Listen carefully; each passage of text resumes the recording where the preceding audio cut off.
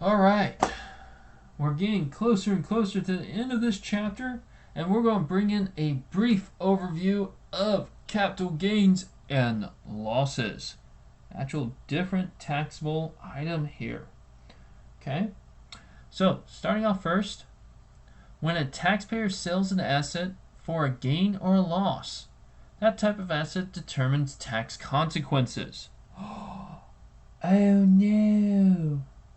Yes, it does. So the formula for calculating the gain of loss can be stated as follows. Our gain, our loss realized, equals the amount realized, basically our sales price minus sales expense, minus the adjusted basis, which is our cost minus accumulated depreciation. Most of the time it's going to be cost if it's stock, but we do have the sales price and expense still. So most gains and losses realized are also recognized, i.e. included in the taxpayer's income. Okay, we recognize that income, we made money.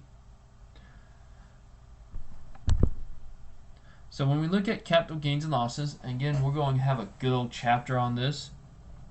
A capital asset is any property, either personal or invested, held by a taxpayer, with certain exceptions as listed in the tax law. It's very few. Again, personal investment held by a taxpayer. So examples could be stocks, bonds, land, cars, boats, and other items held as investments or for personal use. Again, most of the time we're only going to look at stocks, bonds, and houses and land. Unless it's a very expensive car or a very expensive boat, usually does not qualify, but we can always put them on there. It doesn't hurt. Okay, so and most of the time we don't make a gain on it. But so our capital gains and losses does receive special tax treatment. The holding period of the asset determines the treatment. Wow. We have short term. And that would probably figure 12 months or less. Capital gains are treated as ordinary income rates. So basically your rate. Now, the opposite, of course, is if we held it for 12 months or longer, known as long-term capital gains. And they are taxed depending upon the taxpayer's bracket. Again, it has its own tax rates. It's usually lower, which is nice. This is why everybody holds it on for 366 days, or basically 367, basically a year plus a day. Okay, always thinking about this, a year plus a day. That's when it shifts over to long term. So what are these brackets? Well, I'm glad you asked. So the long-term capital gains for 2020 have it as this. For marrying filing jointly, we have 0 to 80,000. Guess what? 0% on that income level. If it's $80,001 to $496,600, it will be taxed at 15%. Anything below that will be 20%. I mean, not below, greater. I don't know why I thought below there. It tells you how many videos I've done so much that I did a oops. But greater than 496,600. Now, if you're single, 0 to 40,000, 0%. 40,000 and a dollar to 441,450, 15%. Anything greater than that amount, 20%. Those are the actual tax rates. Only 3 brackets. The only thing is that we have to remember where you fall in that spectrum of income level. So mostly safe bet for most people is say that it's going to be taxed at 15%, which is nice. Again, This is why people wait and try to keep it for long term, unless it's a really good deal, and they will sell it short term. Head of household. Can't forget these.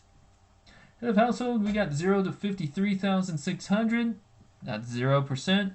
53,600 and $1 to $469,050. That is 15%. Anything greater than that will be 20%. Then married and filed separate, it's just a little bit different. Is of course 0 to 40,000 is 0%. 40,000 to $1 to 248,300, which again is half of married and filing jointly, is 15%, and anything greater is 20%. Again, that married and filing separate can hurt if you do make quite a bit of money. But right now, you can see you have 80,000 if you marry and file jointly. Here you only have 40,000. Either way,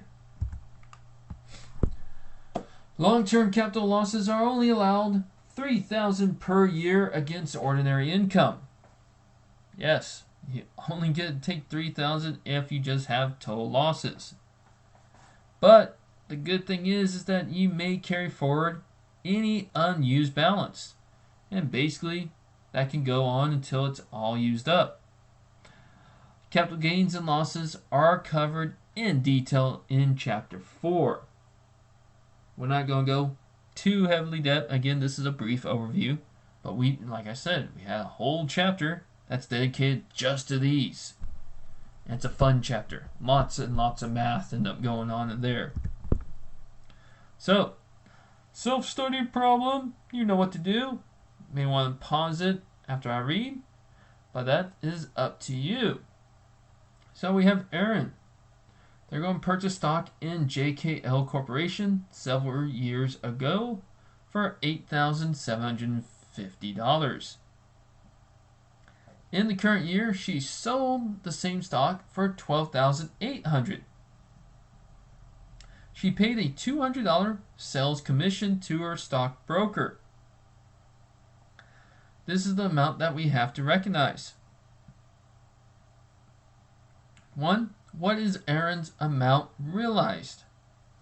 What is her adjusted basis in this corporation in the stock? What's the realized gain or loss? How about recognized gain or loss? How is the gain or loss treated for tax purposes, if any? Okay. You can pause, and then I'll come and attack you with the answer. Okay. So here we go. First off, the amount realized. Again, is the sales price, so what we sold it for, minus any expense for that sale. So 12,800 minus 200 equals 12,600. Now, the amount adjusted basis is again the cost minus depreciation. Stock don't depreciate. So that is the 8,750. Okay. Now, realized gain or loss and recognized are the same in this situation. Again, we realize how much we've gained. And we also recognize that that is my gain. So we take the 12,800 minus 200, or we could take it 12,600, whichever way, minus our adjusted basis, our cost actually in the product, how much we invest, and we come out to 3,850. Again, exactly the same for both.